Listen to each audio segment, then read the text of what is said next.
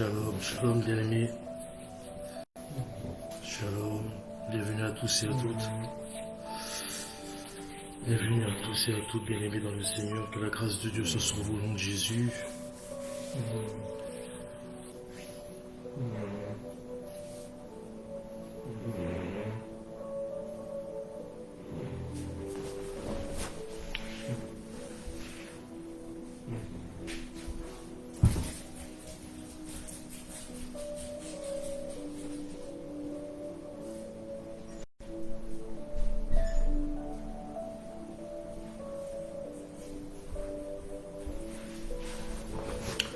Que la grâce de Dieu soit sur vous au nom de Jésus. Bienvenue à tous et à toutes. Nous sommes très heureux de vous retrouver. Bienvenue à toutes ceux et celles qui se connectent. Nous sommes ensemble pour une heure de partage de la parole, une heure des Écritures célestes. Nous allons manger le pain ensemble. Nous allons passer un moment ensemble avec notre invité privilégié, le Saint-Esprit. Nous sommes encore dans notre vendredi de prière. C'est le premier vendredi, je crois, de cette année 2024. Nous avons beaucoup de choses qui s'annoncent en 2024. Donc pour toutes ceux et celles qui suivent nos directs, nous sommes encore là, nous sommes présents avec plein de projets, plein de nouvelles choses. Donc je vous invite d'ores et déjà à partager cette direct pour que nous puissions toucher le maximum de personnes. Amen. Donc tous ceux et celles qui sont connectés, je vous invite à liker, partager et inviter les autres. Nous allons passer un moment ensemble sous le thème Alléluia. Amen. La première fois. Amen. La première fois est le thème de ce soir. Alléluia. Que la grâce de Dieu soit sur vous, que la grâce de Dieu soit sur nous, que la grâce de Dieu puisse faire encore ses œuvres dans nos vies. Amen.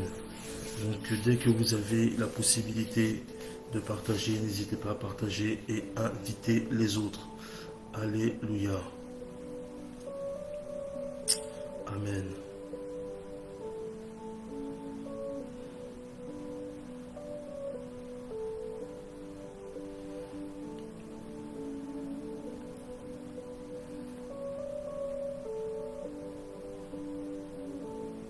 Ok.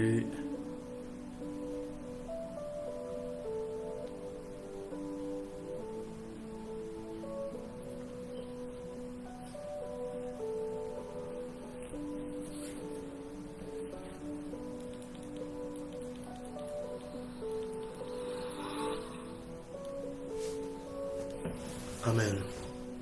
Nous allons encore attendre une petite minute, 2 grand max, et nous allons commencer ensemble. Écrivez quelque chose s'il vous plaît, juste pour savoir si vous m'entendez, si le son est bon, si le son est audible, si l'image est bonne. Est-ce qu'il y a la possibilité d'écrire quelque chose, n'importe quoi? Enfin non, pas n'importe quoi, quand même pas. Mais quelque chose qui va me permettre que vous m'entendez bien. Alléluia. Amen. Est-ce que vous pouvez écrire quelque chose, s'il vous plaît, au nom de Jésus? Est-ce que vous m'entendez bien?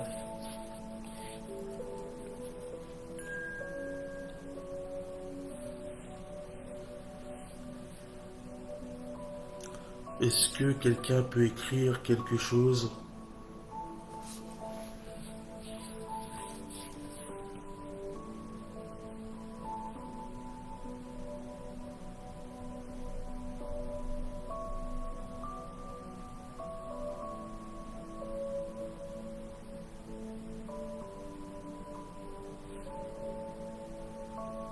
Alléluia.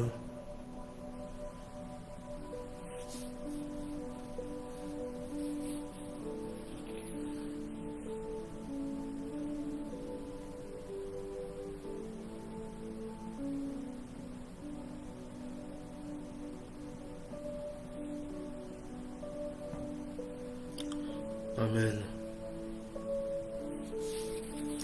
Est-ce qu'on peut écrire quelque chose? Amen.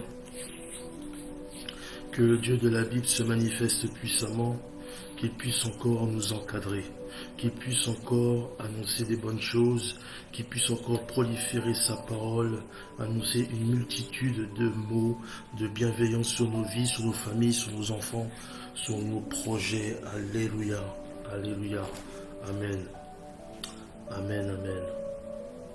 Il y a encore un instant et puis on va commencer. Le son est bon, ok.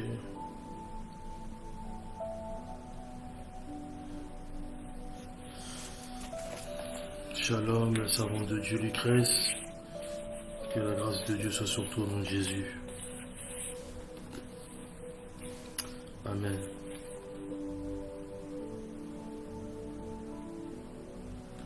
Alléluia. Je suis très très content d'être parmi vous. Nous faisons partie des vivants. Amen. Que la grâce de Dieu soit sur toutes les personnes qui se connectent. Je vois la sœur Lucrèce, je vois la servante de Dieu Sabine Newton. Bonjour maman Sabine, que la grâce de Dieu soit sur ton nom de Jésus. Je vois la maman du docteur de l'Éternel, maman Flora. Que la paix soit dans ton cœur, dans ton esprit. Et que le Dieu de la Bible te fortifie. Alléluia, amen. Que la grâce de Dieu soit sur toutes les personnes qui sont connectées. Je disais que nous sommes ensemble pour 1 heure de partage. Donc j'espère que, merci beaucoup, le son est bon. Alléluia, amen. J'espère que vous allez bien. Donc nous allons partager les Écritures. Le thème de ce soir, c'est la première fois. Donc la première fois, ça veut dire beaucoup de choses en même temps. Mais nous allons rester sur des Écritures célestes, la parole de vie. Amen. Que toutes les personnes qui sont connectées recevez la grâce de Dieu au nom de Jésus-Christ de Nazareth. Amen. Alléluia. Que le Saint-Esprit fasse ses œuvres ce soir, qu'il nous montre encore ses bienfaits, qu'il nous montre encore sa miséricorde, qu'il fasse grâce au nom de Jésus-Christ de Nazareth. Amen. Ok, nous sommes dans Luc. Amen. Luc chapitre 4, versets 29 à 30. Donc si vous voulez partager, il n'y a aucun problème. Vous prenez le verset complet, et vous le copiez-collez, afin que les gens qui n'ont pas de Bible puissent le lire. Ok. Mettez pas juste Luc chapitre 4, versets 29 à 30, mais vous mettez le contenu du verset s'il vous plaît. Merci, et Dieu nous fera du bien. Amen. Donc je disais, nous sommes dans Luc chapitre 4, verset 29 à 30. Amen. Je lis la parole donc de l'Éternel. Luc chapitre 4, verset 29 à 30. Même chapitre 28, 29 et 30, autant pour moi. Luc chapitre 28. Ils furent tous remplis de colère dans la synagogue, lorsqu'ils entendirent ces choses. Et s'étant levés, ils le chassèrent de la ville, et le menèrent jusqu'au sommet de la montagne, sur laquelle leur ville était bâtie, afin de le précipiter en bas. Le chapitre 30 nous dit, mais Jésus, passant au milieu d'eux, s'en alla. Amen. Merci maman Sabine. Donc je répète, chapitre 28, chapitre 4, verset 28 à 30. Ils furent tous remplis de colère dans la synagogue, lorsqu'ils entendirent, alléluia, lorsqu'ils entendirent ces choses. Et s'étant levés, ils le chassèrent. Donc c'est les gens de Nazareth qui chassèrent Jésus et le menèrent jusqu'au sommet de la montagne sur laquelle leur ville était bâtie, afin de le précipiter en bas. Oh, je viens de voir quelque chose.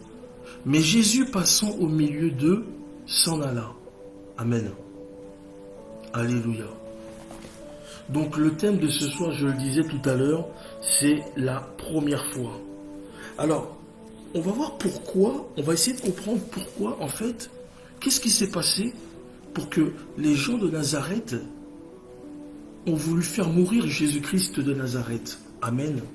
Donc pour cela, il faut remonter avant, au commencement du ministère, lorsqu'il fut baptisé dans le Jourdain. Alléluia.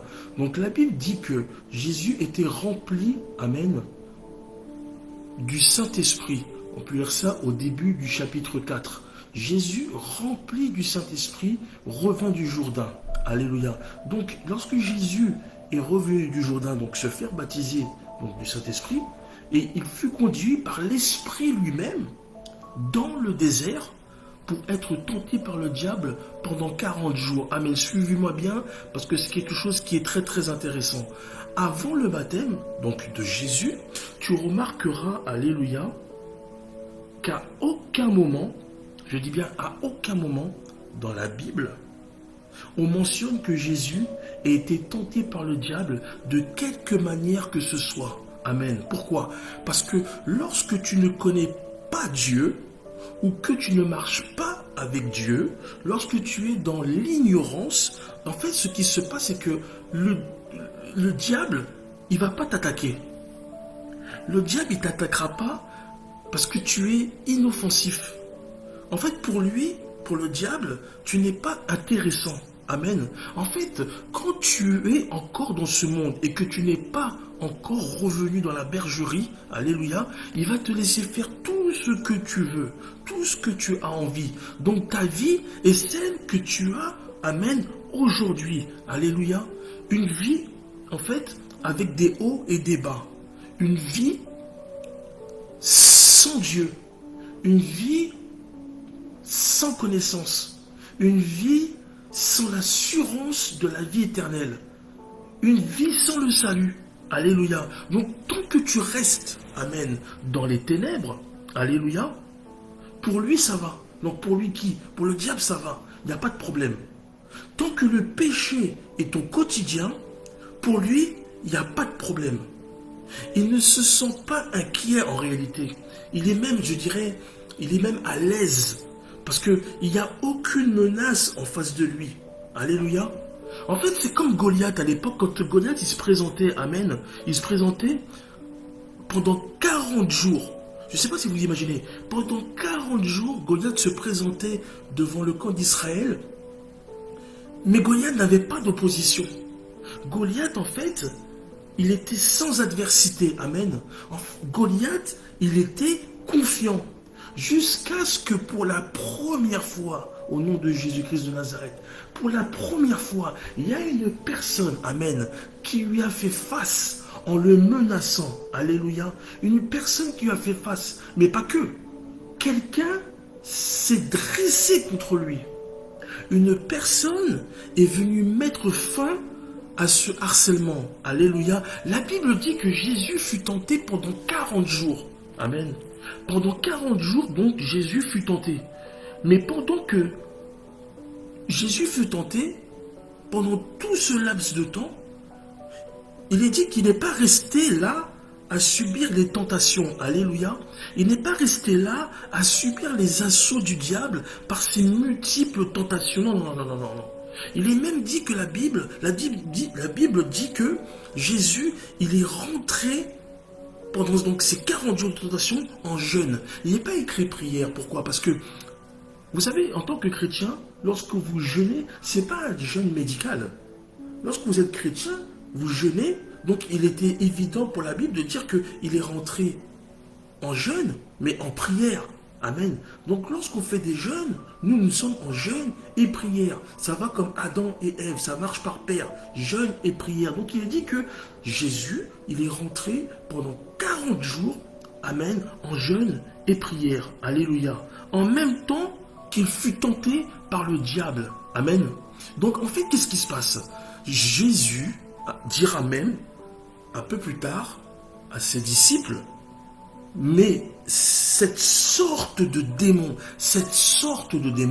ne sort que par la prière et par le jeûne. Vous pouvez lire ça dans Matthieu 17, verset 21. Je pense que c'est quelque chose que tout le monde a déjà lu. Mais cette sorte de démon, ça veut dire qu'il y a plusieurs sortes de démons. Mais ce n'est pas le sujet. Donc 40, bien aimés dans le Seigneur, c'est comme tous les chiffres d'ailleurs dans la Bible, ce sont des chiffres qui sont importants, des nombres qui sont importants, puisque les chiffres ça va de 0 à 9. Ce sont des nombres qui sont importants. Le nombre 40 est un nombre prophétique pour toutes sortes de choses dans la vie d'un chrétien. Alléluia. Ça peut être la purification. Amen. Ça peut être la purification de l'esprit. Ça peut être l'apaisement du cœur. Ça peut être le combat spirituel. Ça peut être le mariage. Ça peut être la repentance. Écoutez, le déluge d'eau qui tomba sur terre était de 40 jours. Amen. 40 jours. Il est dit que le peuple d'Israël avait traversé le désert pendant 40 ans et avait mangé la manne pendant 40 ans. Je ne sais pas si vous vous rendez compte. En fait, vous savez, toutes ces choses dont je suis en train de vous parler, c'est pour vous dire qu'il y a des choses qui sont hautement prophétiques dans la Bible. Et lorsqu'on lit cela d'une certaine manière, il y a des choses sur lesquelles on passe à côté. Je vais juste faire une aparté sur le nombre 40, juste pour dire que le nombre 40, comme je disais, c'est quelque chose qui est prophétique. Lorsqu'on parle par exemple de la traversée du peuple d'Israël dans le désert, c'était aussi pour humilier et éprouver le peuple, pour savoir si le peuple allait être fidèle dans les commandements de Dieu. Alléluia. Les choses dans la Bible ne sont pas faites par hasard. Nous ne sommes pas nés par hasard. Nous ne faisons pas les choses par hasard. Nous ne prions pas par hasard. Il y a des programmes qui sont dans les églises qui ne sont pas un hasard. Moïse, lorsqu'il était sur la montagne du mont Sinaï, il est dit qu'il était monté pendant 40 jours à jeûner et à prier. Amen. 40 jours et 40 nuits. Alléluia. Isaac était âgé de 40 ans lorsqu'il prit pour femme Rebecca. Amen. Ésaü était âgé de 40 ans lorsqu'il prit Judith pour femme, amen, et lorsqu'il prit Basmat pour femme, alléluia.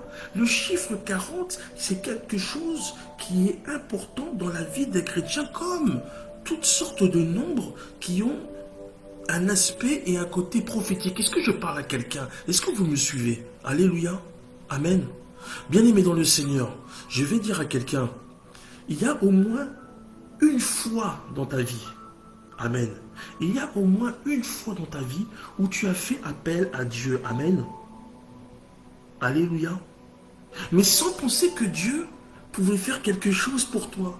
Pourquoi? À cause de cette incrédulité. Amen. C'est pour cela que je viens dire à quelqu'un, lorsque tu es harcelé par l'ennemi, lorsque tu n'y arrives plus, lorsque tu ne vois plus d'issue, si tu n'as jamais expérimenté, amen, la puissance de l'Esprit de Dieu, alléluia, alors réfugie-toi dans le jeûne et prière. Amen. Parce que ce que tu traverses, bien-aimé dans le Seigneur, c'est quelque chose qui n'est pas normal. Et je déclare dans ta vie que quelle que soit la taille de ton problème, quelle que soit la provenance, quelle que soit sa puissance, que tout esprit qui te combat et qui t'harcèle jour et nuit, qu'il tombe et qu'il meure au nom de Jésus-Christ de Nazareth. Amen. Alléluia. Amen. Amen. Écoutez, après que Jésus soit sorti victorieux de la tentation du diable, la Bible dit qu'il fut revêtu de la puissance de l'Esprit. Alléluia. Nous pouvons lire ça toujours dans Luc, chapitre 4, verset 14. Jésus, revêtu de la puissance de l'Esprit, retourna en Galilée. Amen. Jésus, revêtu de la puissance de l'Esprit, retourna en Galilée. Alléluia. Alors qu'au début du chapitre 4, il est dit que Jésus, rempli, amen, du Saint-Esprit, revint du Jourdain. Écoutez bien aimé, le diable n'attaque pas l'esprit directement. Amen. Mais en fait, il attaque ce qui nous fait défaut. En d'autres termes, il attaque nos faiblesses. Il attaque nos doutes. Il attaque nos ignorances. Il attaque notre incrédulité. Alléluia. Le diable n'attaquera pas directement de front l'esprit. Non, non, non, non. Parce qu'il connaît la puissance et sait que le combat est perdu d'avance au nom de Jésus-Christ de Nazareth. Mais il fera tout son possible pour mettre en contradiction, en confrontation la parole de Dieu. Semer le doute dans l'esprit de l'homme. Et c'est exactement ce qui s'est passé. Amen. Avec Adam et Ève dans le jardin, lorsque le serpent est passé par la femme pour atteindre l'homme. Alléluia. Écoutez, bien-aimés dans le Seigneur, être rempli et être revêtu du Saint-Esprit, c'est quelque chose qui est totalement différent. Amen. Alléluia. Être rempli du Saint-Esprit, c'est être rempli des caractéristiques de Jésus. Amen. C'est avoir son caractère, c'est avoir l'attitude de Jésus. Il parlait, on disait des apôtres, ils parlaient comme Jésus. C'est-à-dire que quand les gens à Antioche, je crois qu'ils avaient vu les apôtres, ils avaient dit que c'est eux-mêmes qui les avaient appelés chrétiens. C'est pas des apôtres qui s'étaient appelés chrétiens. Non. C'est les gens qui ont appelé les chrétiens. Parce qu'en fait, ils étaient comme Christ. Ils marchaient comme Christ. Ils parlaient comme Christ. Ils avaient l'attitude de Christ. C'est que notre intérieur, bien aimé dans le Seigneur, a subi non pas une mutation, mais en fait, notre intérieur n'a pas subi de transformation, mais il a subi en fait un remplacement. C'est-à-dire que les choses qu'on avait en nous ont été remplacés. Et ce changement-là doit être visible. Ce changement-là, il doit être notable au regard des autres. Alléluia. Ça, c'est lorsque nous sommes remplis du Saint-Esprit. Amen. Mais lorsque nous sommes revêtus du Saint-Esprit, comme il est dit dans Luc 4, verset 14, Jésus revêtit de la puissance de l'Esprit. Là, on parle d'une puissance. Et la puissance, c'est quoi, bien aimé dans le Seigneur? C'est la puissance de Dieu par l'onction de Dieu. Amen. C'est en marchant avec sa puissance, bien aimé, que tu commenceras à faire des miracles dans ta propre famille. Amen. C'est avec la puissance du Saint-Esprit que tu commenceras à opérer dans la famille des autres. Car tout le monde, je dis tout le monde, est appelé à manifester la puissance de l'Esprit dans sa vie chrétienne. Amen. C'est pour cela qu'il est dit dans la Bible, voici les miracles qui accompagneront ceux qui auront cru. Amen. Amen. À présent, qu'est-ce qui se passe? Ce qui s'est passé dans la synagogue de Nazareth, amen, c'est que c'était la première fois que Jésus revenait, amen, dans sa ville natale. C'était la première fois que Jésus revenait depuis le commencement de son ministère. En fait, après avoir lu les Écritures du livre d'Ésaïe, il s'est passé quelque chose d'important. Pourquoi? Parce que c'était la première fois que Jésus lisait le livre d'Ésaïe dans la synagogue de Nazareth. Et en plus, il ne l'a pas lu comme Ésaïe l'avait écrit. Alléluia. Ça, vous pouvez y comparer cette partie-là. Donc, on va le lire ensemble, cette partie-là, avec Ésaïe 61. Donc, qu'est-ce qu'il a lu? Nous allons le lire ensemble. Alléluia. Chapitre, toujours Luc 4, chapitre 4, donc verset 16. Il se rendit à Nazareth où il avait été élevé. Élevé, donc, est-ce qu'il a été éduqué, si vous préférez. Et selon sa coutume, il entra dans la synagogue le jour du sabbat. Il se leva pour faire la lecture, bien aimé, et on lui remit le livre du prophète Ésaïe. L'ayant déroulé, il trouva à l'endroit où il était écrit « L'Esprit du Seigneur est sur moi, parce qu'il m'a oint pour annoncer une bonne nouvelle aux pauvres. Il m'a envoyé pour guérir ceux qui ont le cœur brisé. » Retenez ça. Il m'a envoyé pour guérir ceux qui ont le cœur brisé, pour proclamer aux captifs la délivrance et aux aveugles le recouvrement de la vue, pour renvoyer libres les opprimés, pour publier une année de grâce du Seigneur. Ensuite, verset 20, il roula le livre, le remit au serviteur et s'assit. Tous ceux qui se trouvaient dans la synagogue avaient les regards fixés sur lui. Amen. Alléluia.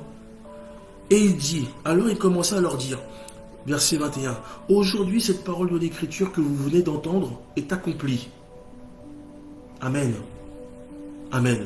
Alors vous voyez, il y a quelque chose qui s'est passé, parce que après avoir lu donc les Écritures du prophète Ésaïe, Amen, pour la première fois, et j'ai dit qu'il ne l'a pas lu dans son intégralité, parce qu'il y a des choses qu'il n'a pas citées, parce que les choses qui a été dites par le prophète Ésaïe doivent arriver dans la fin des temps. Amen. Donc qu'est-ce qui s'est passé? Il est écrit que tous furent étonnés des paroles de grâce, amen, qui sortaient de sa bouche. Pourquoi? Parce que les gens connaissaient Jésus en qualité de charpentier. Amen. Alléluia. Les gens connaissaient Jésus en qualité de charpentier, en tant que fils de charpentier. Mais c'est tout. Amen. C'est tout. En fait, ils ne le connaissaient que comme ça. Mais ce que les gens de la ville de Jésus ignoraient, c'est que, étant parmi eux, Jésus était tout le temps avec eux. Amen. Il a grandi avec eux. Je ne sais pas si vous vous rendez compte. Donc, qu'est-ce qu'il faisait, Jésus? Il n'était pas là au hasard. Jésus, qu'est-ce qu'il faisait? Comme son temps n'était pas encore arrivé, il l'observait. Jésus regardait. Jésus l'écoutait. Jésus, il apprenait d'eux. Il grandissait. Amen. En fait, Jésus, il prenait le pouls de la ville. Jésus, il prenait la température de l'état de la ville, de leurs pensées, de leur amen, de leur état spirituel. Alléluia. En fait, il côtoyait même des malades, probablement. Il disait shalom tous les jours. Voyez-vous, il souriait. Il aidait même les gens dans leur quotidien. Ou peut-être même autre chose, que sais-je. Mais il y a un temps pour tout. Il y a un temps favorable à tout. Amen. Le temps Kairos. Alléluia. Parce qu'en fait, Jésus, il était connu de tous puisqu'il a grandi, amen, à Nazareth. Mais ce que les gens connaissaient de Jésus n'était que la partie visible de l'iceberg. Les gens connaissaient que la partie visible, amen, de l'iceberg. Alléluia. En fait, ils ne voyaient que la partie superficielle, la partie la moins importante. Amen. Mais il y avait une partie submergée. Alléluia. Une partie plus conséquente. Amen. Une partie plus importante que les gens ne voyaient pas. Non, non, non, non. Eux ne voyaient que le charpentier. Alléluia. C'était juste ce qu'ils étaient à leurs yeux. En fait, Jésus était qu'un charpentier. Ce qu'il faisait comme métier, c'est tout. Et bien, c'est pareil pour toi. Les gens, ils te connaissent en tant que vendeuse. Les gens, ils te connaissent en tant que médecin, en tant qu'aide-soignant. Les gens, ils te connaissent en tant que prof, en tant que mécanicien. Les gens, ils te connaissent, alléluia, en tant que maçon. Il y en a, ils te connaissent même en tant que caissier, en tant que vendeur. Amen. Mais il arrive un temps où ils doivent te connaître et te reconnaître en tant que chrétien, voire même en tant que ministre de Dieu. Amen. Tu n'es pas comme la face cachée de la lune. Tu es appelé à briller au nom de Jésus-Christ de Nazareth. Tu es appelé à diffuser la lumière que Dieu a mis en toi au nom de Jésus-Christ de Nazareth. Tu n'es spirituellement pas au stade embryonnaire. Non, non, non, non, non. Ton niveau, il s'est accru. Amen. Tu as lu la Bible. Tu as suivi les enseignements de ton pasteur. Amen. Tu as comment dirais-je, tu es à ton tour appelé à annoncer la bonne nouvelle. Tu es à ton tour à annoncer le royaume au nom de Jésus-Christ de Nazareth. Parce que Jésus, comme sur toi, des paroles ont été prononcées la première fois à ta naissance. Et j'annonce à quelqu'un qu'il est temps que ces paroles s'activent et se fassent chair dans ta vie au nom de Jésus-Christ de Nazareth. Amen. Tu n'es plus au stade embryonnaire. Non, c'est fini ça. Tu étais comme ça avant dans ta vie spirituelle. Maintenant, tu es un danger pour l'ennemi. Dis, je suis un danger pour l'ennemi. Dis, je suis dangereux. Tu es dangereux. Tu es dangereux. Amen. Amen. Alléluia. Tout changement, bien-aimé dans le Seigneur, tu ne le verras pas d'une manière significative. Non. Non, non. Mais ce sont les autres qui témoigneront de ce changement. Amen. Tu ne m'as pas compris. Ils vont te dire, mais comment tu fais? Comment tu fais? Comment tu es encore debout?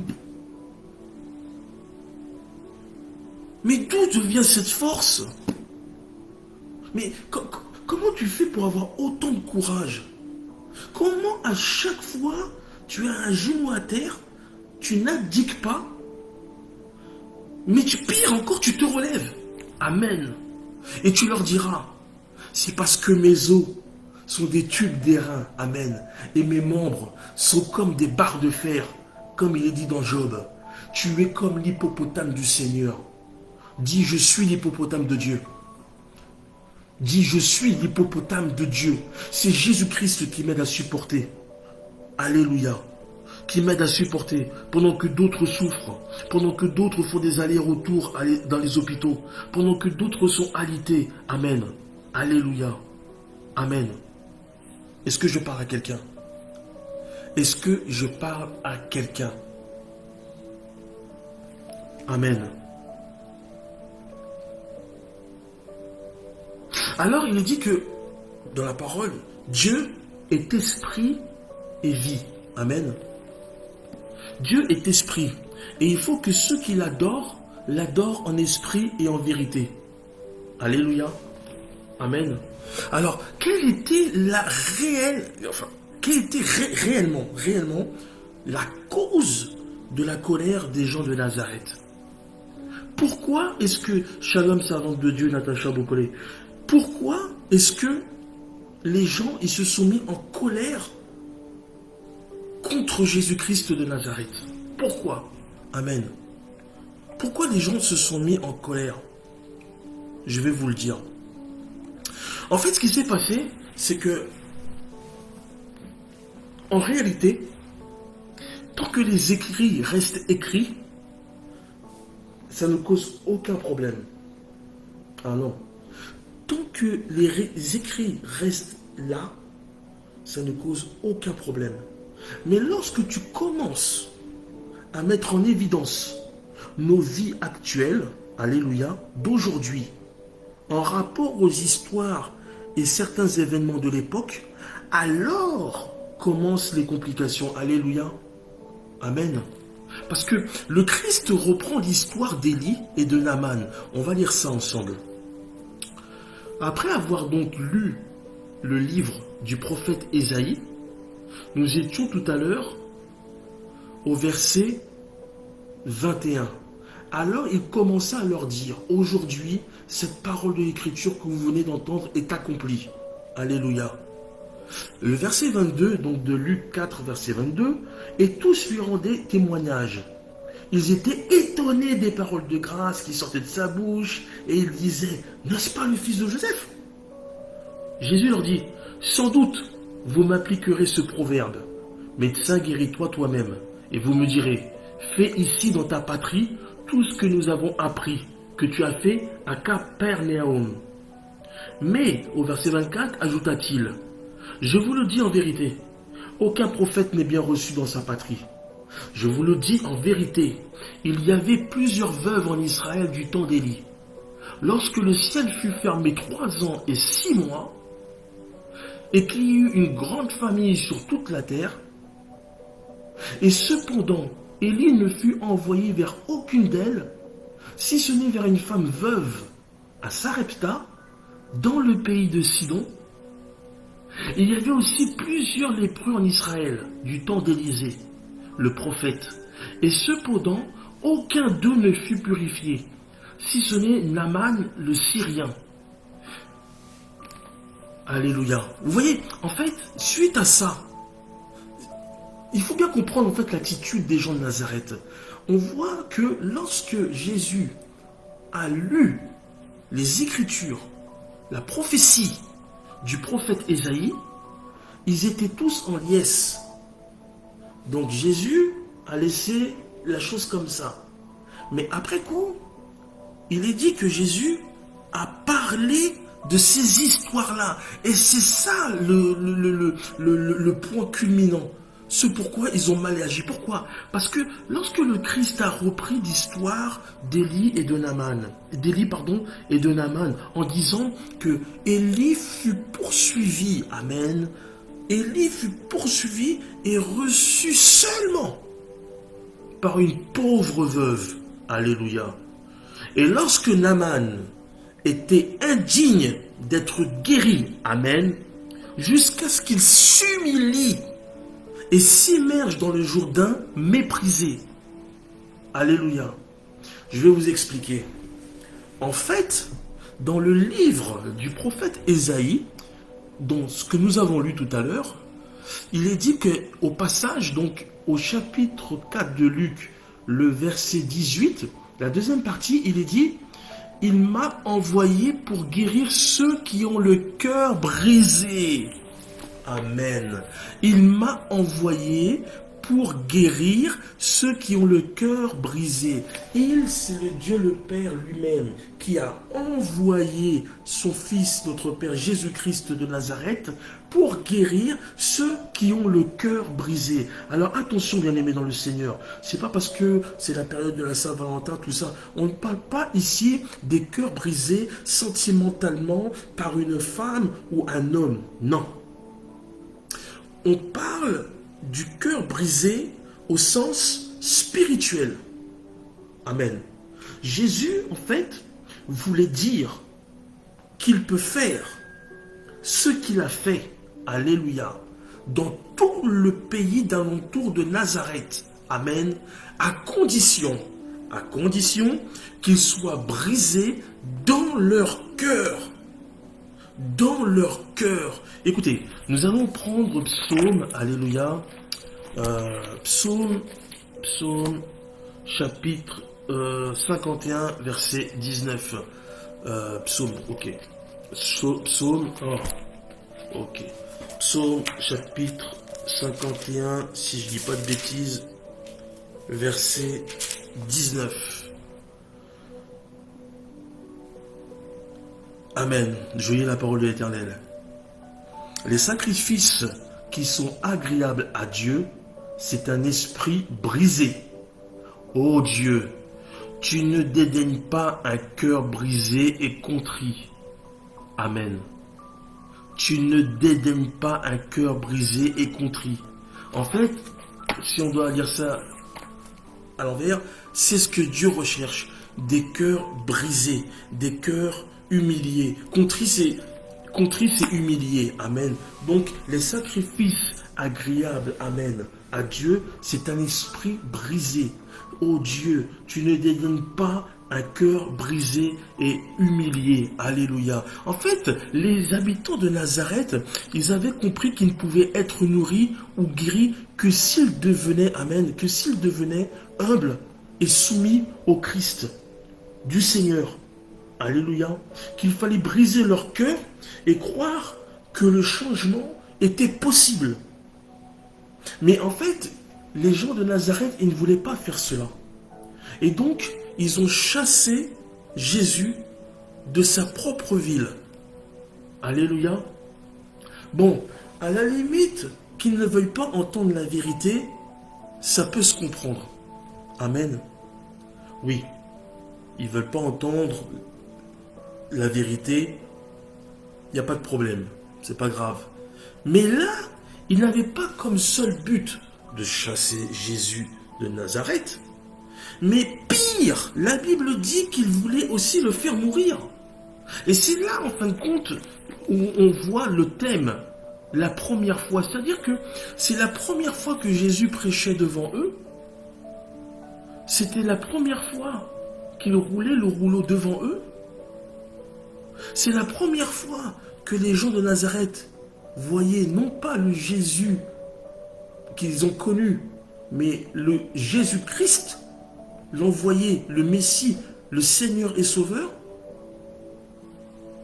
Mais malgré cela, ils ne l'ont pas accepté. Amen. Pourtant, ils ont entendu ce qui se faisait à Capernaum. Alléluia. Ils l'ont entendu. Mais au lieu d'accueillir Jésus comme leur, entre guillemets, leur champion, comme il se doit, ils ont préféré confirmer l'écriture qui dit « Y a-t-il quelque chose de bon qui peut sortir de Nazareth ?» Amen. En fait, tu remarqueras que... Est-ce que je peux dire ça?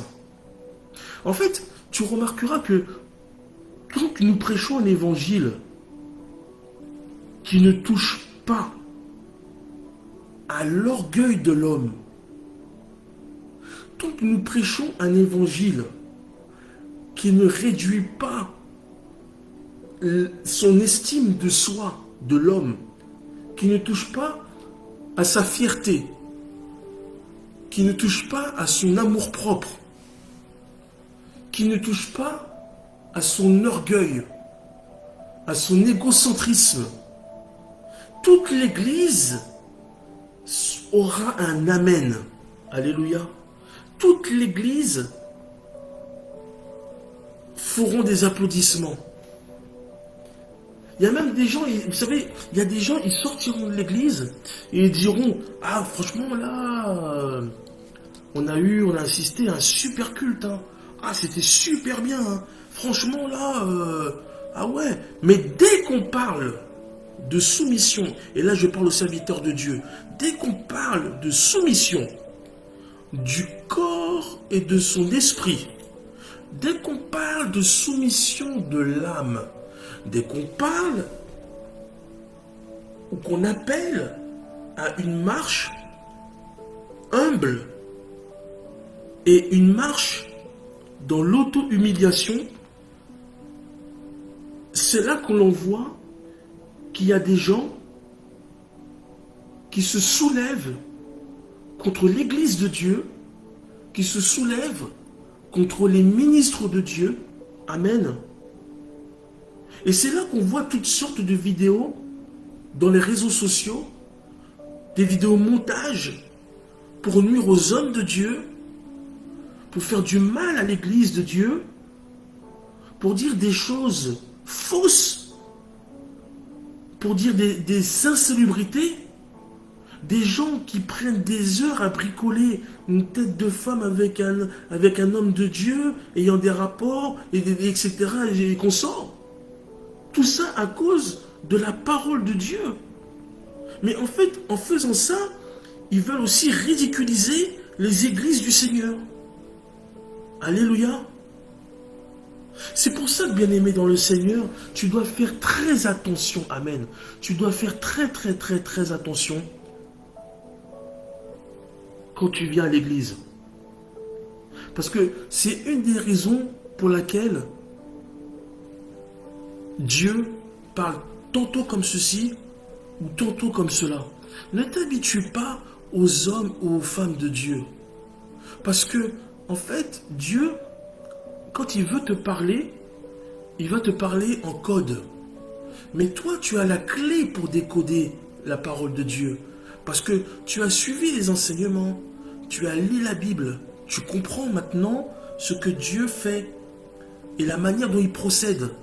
En fait, il va te parler à un langage que tu peux comprendre et atteindre, afin que le diable ne puisse pas intercepter ce message. Alléluia. Donc le Seigneur, il va te parler pendant le culte, à travers la modération. Le Seigneur, il peut te parler à travers des louanges. Amen. Le Seigneur, il peut te parler même au travers des étudiants.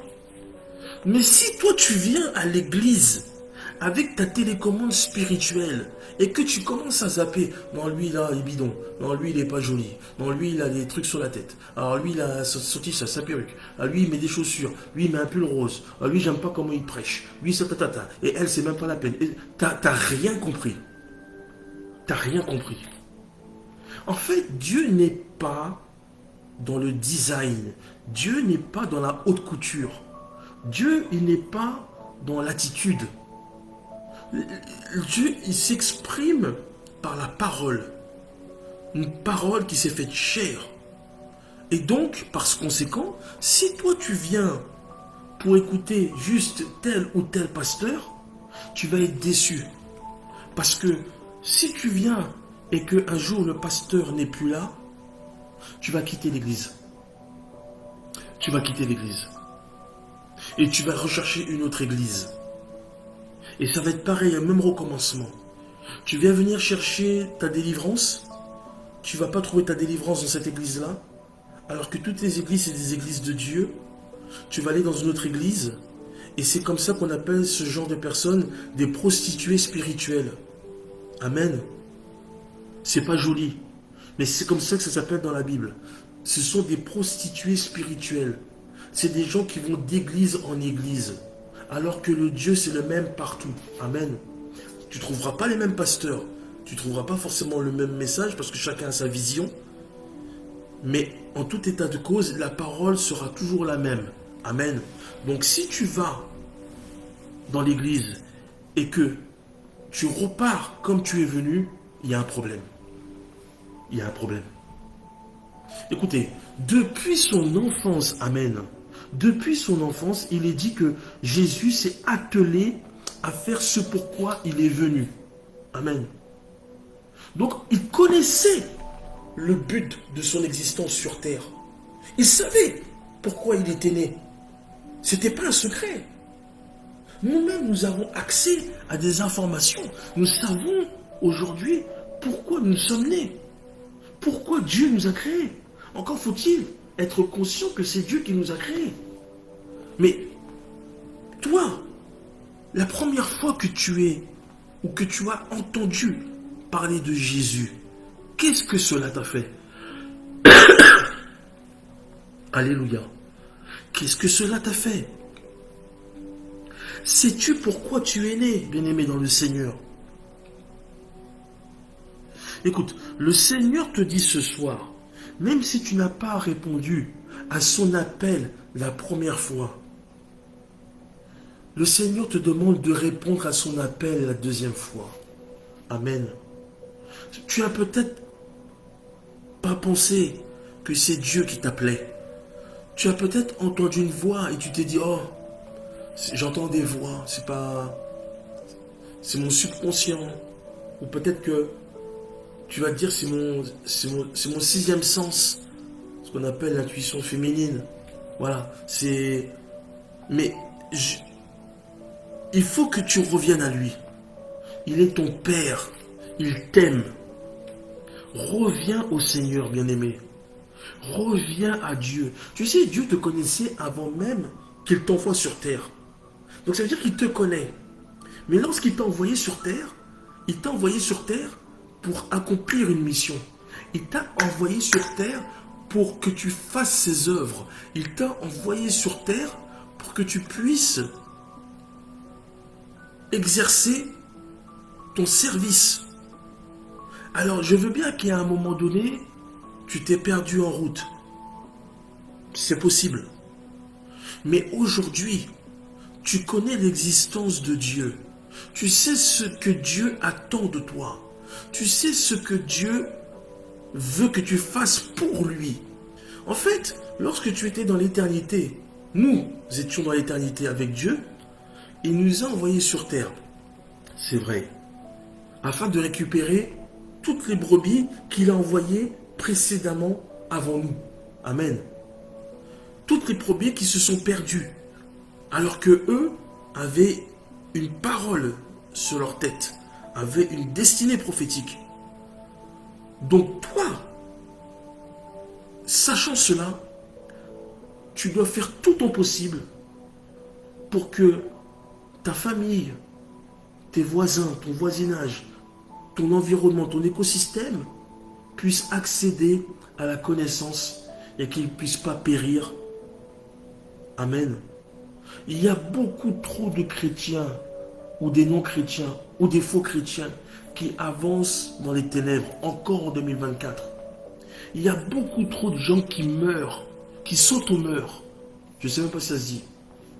Des personnes tellement qui sont désespérées qui mettent fin à leur vie. Des personnes qui ne croient pas en Dieu. Des personnes... C'est quand même bizarre.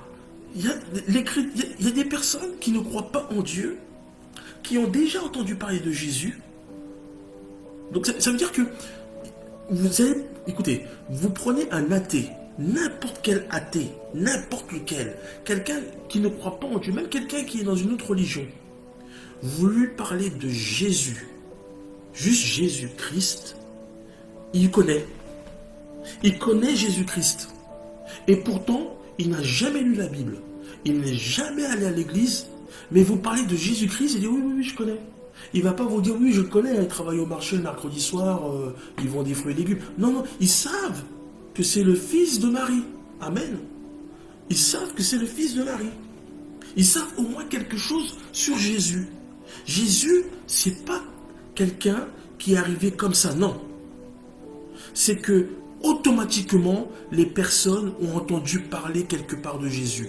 Que ce soit à la télé, que ce soit à la radio, que ce soit dans la bouche de quelqu'un d'autre, le Seigneur fera tout son possible pour récupérer chacune de ses brebis. Et comme ces gens de Nazareth qui ne voulaient pas voir le Christ en Jésus, c'est comme ces habitants qui ne voulaient pas laisser rentrer la lumière chez eux et en eux, nous avons un travail à effectuer dans la vie de chaque personne bien-aimée. Les personnes, lorsqu'on leur parle de Jésus-Christ de Nazareth, ils font un blocage, ils sont agressifs, ils sont comme possédés. Alléluia. Lorsqu'on leur parle de Jésus, les gens sont énervés. Lorsqu'on leur parle de Jésus, il est dit que je suis le chemin, la vérité et la vie. Je suis le chemin, la vérité et la vie. Alléluia.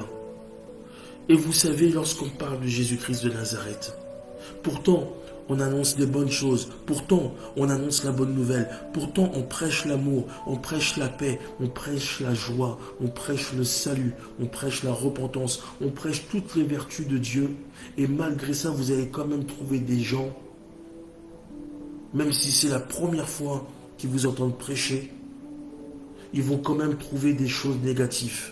Ils vont quand même essayer de vous contredire. Ils vont quand même essayer de faire en sorte que la parole ne s'abîme pas dans leur vie. Alléluia. C'est pour cela, bien-aimés dans le Seigneur, j'invite une personne, j'invite vraiment à une personne de ne pas baisser les bras.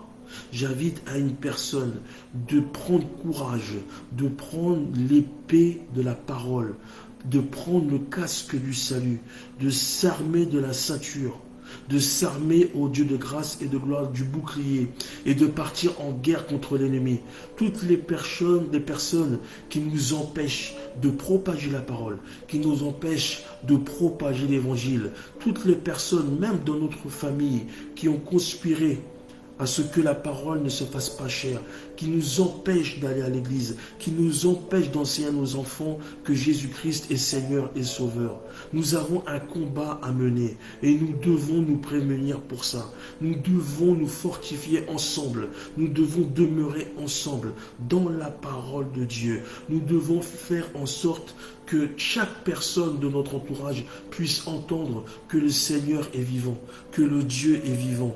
Nous devons faire en sorte de rester nous-mêmes vivants à travers les Écritures célestes, en buvant la parole d'eau vive, en essayant d'être le plus proche possible de notre Seigneur Jésus, de marcher comme Jésus, de parler comme Jésus, d'être un chrétien, mais pas les chrétiens. Vous savez, des chrétiens, moi j'en ai plein dans mon entourage. Oui, c'est des chrétiens, ils disent je crois en Dieu. Ah bon, c'est tout? Oui, je crois à la Vierge Marie. Ça par l'hypopète. Je crois en la Vierge Marie. Voilà, c'est tout, ça se résume là. Des chrétiens, il y en a plein, mais les vrais chrétiens, des chrétiens qui sont morts et nés de nouveau, des chrétiens qui ont reçu le Seigneur Jésus-Christ en tant que Seigneur et Sauveur, des chrétiens qui font les œuvres de Dieu, qui parlent de Dieu, qui appliquent la parole de Dieu, qui évangélisent, qui payent leurs dîmes, qui font des actions de grâce, des offrandes et consorts. Ce sont des vrais chrétiens. Des chrétiens qui adorent le Seigneur en esprit et en vérité. Ce sont des vrais chrétiens. Des chrétiens qui jeûnent et qui prient pour des frères et des sœurs en Christ. Ce sont des vrais chrétiens. Nous sommes ces chrétiens-là, bien-aimés dans le Seigneur. Et c'est pour cela que nous devons nous soutenir. Je sais que ce n'est pas facile. Parfois, nous laissons la chair s'exprimer. Parfois, la foi a tendance à vaciller. Mais au nom de Jésus-Christ de Nazareth, il nous a donné un esprit. Il nous a remplis de son esprit. Il nous a revêtus d'une puissance pour que nous puissions avoir la capacité de faire des prédications comme Jésus-Christ, que nous ayons la capacité de chasser les démons de notre famille, de chasser les sorciers de notre famille, de chasser la mort loin de nos enfants, de nos petits-enfants. Il nous a donné cette capacité-là. Vous savez, ce n'est pas une fable, ce n'est pas une histoire qu'on raconte aux enfants pour qu'ils dorment, c'est la vérité. Il est dit, je suis le chemin, la vérité et la vie. Donc lorsqu'on connaît la vérité, il a dit, vous connaîtrez la vérité. Et la vérité, amen, vous affranchira. Et la vérité nous a affranchis. La vérité nous a rendus libres. Il a brisé le joug que nous avions autour du cou. Il nous a brisé les chaînes. Il a brisé les boules que nous avions aux pieds. Nous sommes libres aujourd'hui par la grâce de son nom, par le sacrifice. Il a donné sa vie en expiation de nos péchés. Aujourd'hui, il a payé notre dette. Et nous lui devons au moins ça. Amen. Moi, je crois en ça. Je crois en Dieu. En 2024, je peux dire que je crois en Dieu. J'ai expérimenté la vie avant et la vie pendant. Et je sais que avant, sans le Christ, j'étais pas le même homme. Amen. Et je veux que tu témoignes ça en cette année 2024. Que tu vives la grâce et la gloire de Dieu, que tu vives les oracles de Dieu, que tu annonces la bonne nouvelle, que sort de ta bouche du lait et du miel, que tes adversaires ne puissent résister. Parce que le Seigneur a dit, je vous donnerai une bouche et de l'intelligence à laquelle vos adversaires ne pourront s'opposer, ni vous contredire. Nous sommes des enfants de Dieu. Nous sommes des soldats de l'armée de l'Éternel. C'est vrai que la première fois, nous avons été distraits. Mais la deuxième fois, nous ne serons plus distraits. Alléluia. Que la grâce de Dieu soit sur vous. Que cette parole s'imbibe dans votre esprit, dans votre peau, dans votre chair et dans votre sang. Je vais prier. Seigneur Père Dieu de grâce et de gloire, merci ô mon Dieu pour ta parole, Papa. Merci Seigneur Jésus-Christ pour tes enseignements, ô Père.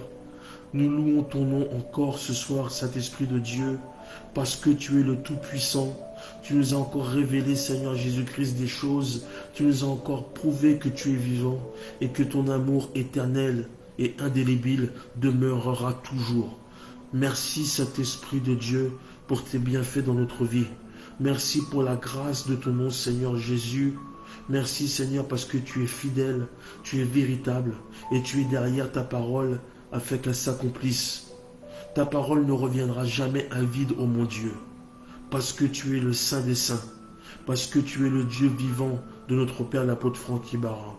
Que ton nom soit élevé, Papa, que ton nom soit témoigné, ô Dieu, que ta miséricorde soit notre partage quotidien, ô Père, et que tu nous renouvelles, Seigneur, notre pain de ce jour. Merci, Seigneur, pour tout ce que tu fais dans nos vies. Merci d'être dans nos vies. Merci pour ta faveur divine. Seigneur, je recommande, ô mon Dieu, mon roi, tes bien-aimés entre tes saintes mains. Que tu parles à leur cœur, Papa. Que tu parles à leur âme, ô mon Dieu. Que tu renouvelles leur esprit, Seigneur Jésus. Toi qui as la capacité de toutes choses, il est écrit que rien n'est impossible à Dieu. Merci, ô Jéhovah, mon Dieu, mon roi, Seigneur, le Dieu qui pourvoit toutes choses au Papa, le Dieu, Seigneur Jésus-Christ, de nos ancêtres au Père, le Dieu de nos pères, ô mon Dieu, le grand prêtre, le Amen et le oui, Papa, le soleil levant, l'étoile brillante du matin, ô Père, que ton nom soit exalté, témoigné, maintenant et pour l'éternité, dans le nom puissant de Jésus, dans le nom puissant de Jésus. À toi la louange et l'adoration, et pour des siècles et des siècles, dans le nom de Jésus-Christ de Nazareth, notre seul Seigneur et Sauveur. Amen. Merci, bien-aimés dans le Seigneur. Merci d'avoir été là, d'avoir été présent. Merci pour ce partage. Que la grâce de Dieu soit sur vous.